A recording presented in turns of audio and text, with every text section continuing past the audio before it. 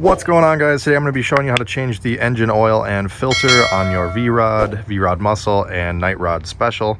The steps are going to be pretty much the same from what I can tell for all the years. There might be a few fastener size differences between the years, but from 2012 on up is going to be the exact steps as this bike. This one is a 2014. The rest of the years just follow along.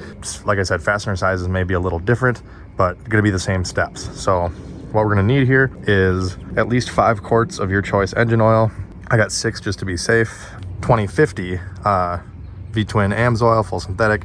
Got a Wix filter there. Some rags, flashlight just to see a little better under there. Brake clean to clean up a little bit. A ratchet with a 17 and 13 mil socket. Those sockets may vary in size, again, depending on your year. And I'm going to post the special Harley oil filter wrench down in the video description, along with a lot of this other stuff. But I think I'll be able to get it off with one of these 2 filter wrenches. Ignore how filthy the bike is. I got caught in the rain on the ride home the other day. But for those of you wondering, the engine oil and filter change that we're doing right now takes care of the engine oil, the transmission oil, and the clutch oil. So it's all in one box. The only additional fluids on this bike are obviously the coolant, and then the right reservoir here for your brake fluid. And the left one is clutch fluid, which is also normally brake fluid, but that's for your hydraulic clutch. So that's the only clutch related fluid you have. This that we're doing right now will take care of everything. I also got a set of rubber gloves here just to keep the hands a little cleaner. And of course you'll need an oil drain pan and a funnel. I'm using a bike stand just to hold my bike because it needs to be straight up for this oil change. It can't be on the kickstand or jiffy stand, if you will. It has to be straight up and down for accurate oil measurement. So I have it in that. And with the bike upright like this, the tallest pan you're gonna fit under is 6 inches. This is completely stock suspension and tires and everything. This pan is right under 6 inches tall, and you can see it's just barely gonna fit. So 6 inch or less. Now, all the steps and specs that I'm getting for this oil change, I'm getting from an e-manual, which I got from eManualOnline. I will post their link down in the video description if you want to check them out. So I'm going to refer to that manual for a lot of the stuff here. And the very first step is it says to ride the bike up to normal operating temp. Well, I already have mine all set up and in the stand and everything, so I'm not going to ride it, but I will start it and run it for a little bit. I'm not going to let it get to full operating temp because I don't want to burn my hands when I'm draining the oil. You know, it's going to sit for a little bit anyways while all the oil drains back from the top end back down into the sump. So we're going to have to let it drain for a little while anywho.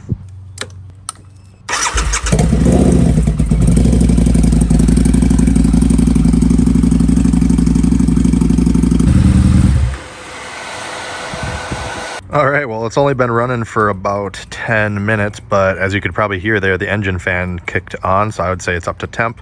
I'm gonna let it sit for another probably 5-10 minutes, let some of the oil drain down, and then I'm gonna get the gloves on and prepare for some hot oil when we drain it out the plug. All right, guys, so we are on the left side of the bike, and you can actually see the drain plug right here through the frame. I'm gonna set you down here on the front side so I can keep the camera out of the way, but here's the plug right here. Again, on my bike, 17 millimeter.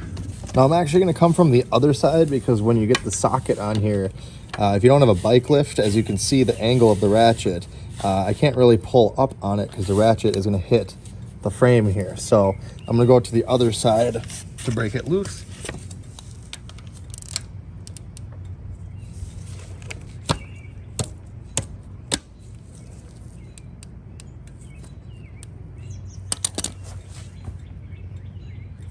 All right, now that the drain plug has been cracked free and I can move it by finger, I'm gonna get the oil drain pan into position.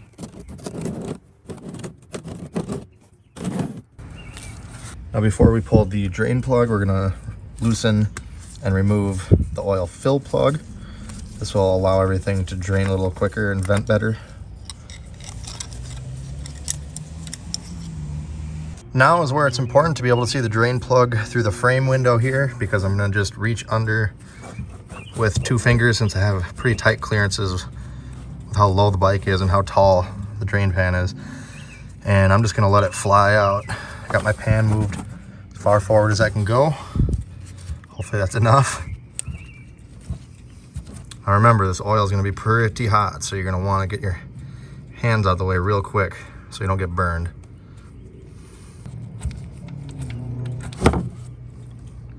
And there we go. Perfect. Now I'm pretty much just going to walk away for like a half hour to an hour because I like to get the most out of my oil changes. I want all of it to drain. And while the oil's draining, you can clean up the oil drain plug, inspect it for any metal flakes. Mine has just tiny bit, normal wear, not worried about it. But there should be a crush sleeve on here.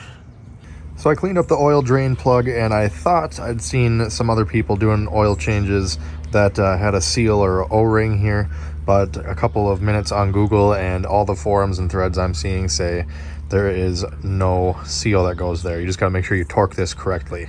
You can see there's slight grooves in the face of it here that kind of help seal it. And I had no leaks before, so not really worried about it. Now there is still a few drops of oil coming out every couple seconds, but it's been sitting about 45 minutes now, so I'm going to call it good here. I'm going to reinstall the drain plug.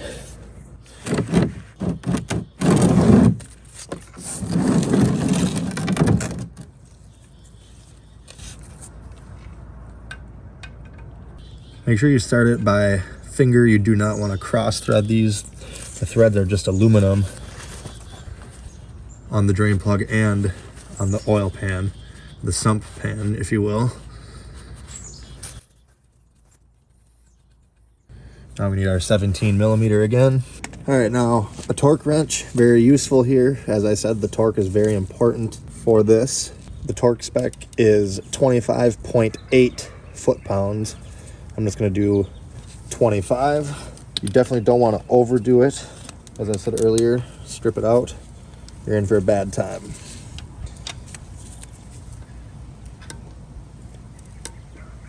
There we go. 25. Now if you have the special Harley tool, you can pretty much just put that up onto the filter from the bottom here and then put an extension through the hole right here and just spin the filter off and drop it. I do not have that tool, so I'm going to try to loosen the filter by hand. If I can't do that, I'll use one of those filter wrenches.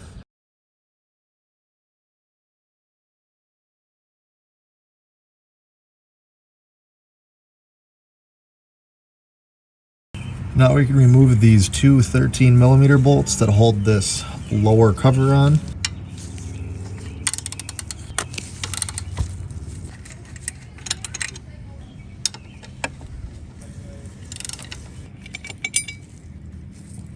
Then you should be able to wiggle and pull down. It's just held in place by these two rubber grommets at this point that slip onto these two metal pegs. And this will give us a little bit better access to the oil filter. All right, so I can't get a good enough angle to get a good enough grip on it to spin this one off by hand, unfortunately. So I'm gonna try that strap wrench. Oh, someone really reefed it on there. Jesus.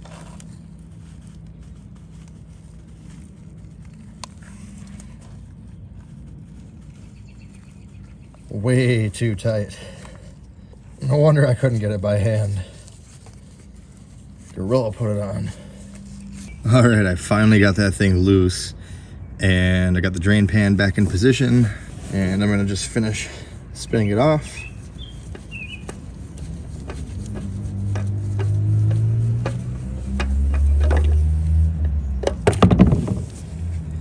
Let that drain for a few minutes. All right, let's get this pan out of the way. And I like to take a rag and wipe off the filter housing, which you can see right here. Wipe that out with a nice clean rag. Make sure the O-ring from the old filter came off as well, the seal. If you leave the old one on and put the new filter on, you'll have a bad leak. So normally I would pre-fill my filters before putting it on, but because this one mounts sideways, if I fill it, it's all going to spill out anyways. I mean, I'm going to put a tiny bit in there just to roll it around in the filter, get the filter pre-primed, and then I'm going to coat the O-ring a little bit here with some fresh oil, and that's it, because like I said, it'll all just pour out. So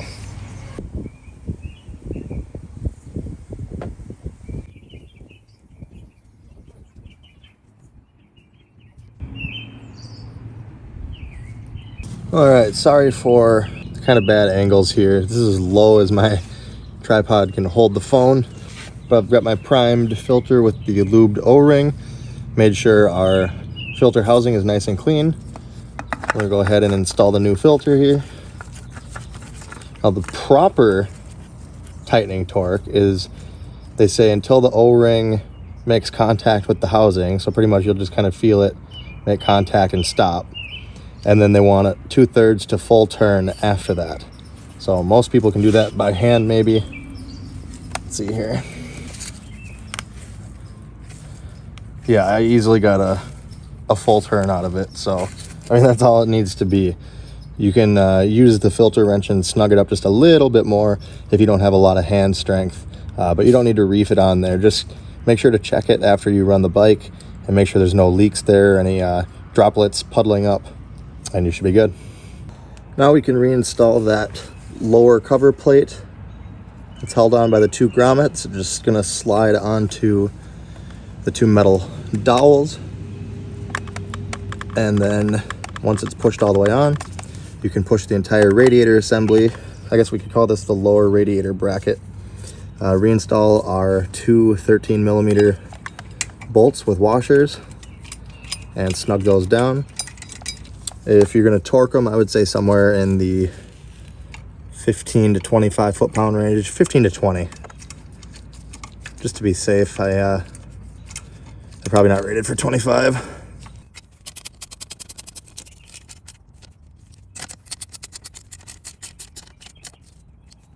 All right, so the system calls for 5 quarts. Put my funnel in.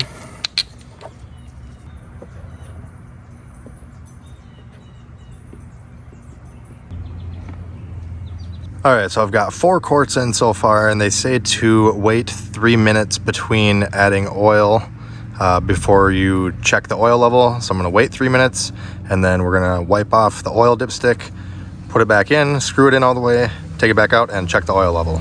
Now the bike does need to be on level ground and straight up and down, like I said, not on the kickstand. Has to be on a lift or in a tire holder like I have. All the way tight and back out. All right, and I don't know if you can tell on camera there, but we're about halfway up the cross hatching, which means we're actually pretty close. So I'm gonna add maybe another 1/4 of a quart or 1/2 a quart, and then run it. The filter still has to get filled with oil, so I'm gonna have to add a little bit more here. All right, so I've added another 1/2 a quart. It's been a few minutes. Wiped the dipstick. We're gonna check the level again cold one more time, and we are actually just over the full mark. So at this point, I'm gonna put this back in tight, and we are gonna perform a warm check, which means we're gonna run it up to temp. Then we're gonna shut the engine off, make sure that the bike is in an upright position on level ground, and then pull out the dipstick, wipe it, put it back in, take it back out.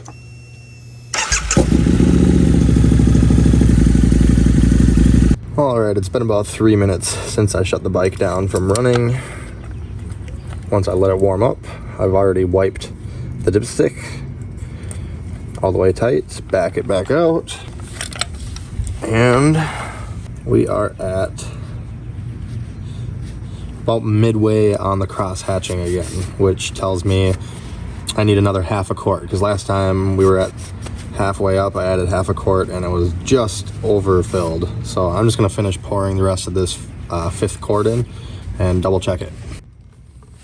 All right, it has been 3 minutes since I've topped off the oil. Check it one more time.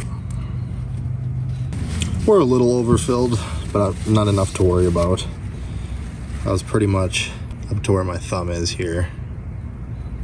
So I'm gonna call it good. Wipe everything off. Make sure to snug this up. Don't need to reef on it, but you don't want it just coming loose. And that is going to do it for this video, guys. If it helped you out, make sure you hit that like button, comment down below with any questions, subscribe for more videos like this, and check me out on all my socials. As always, thanks for watching. Have a great day.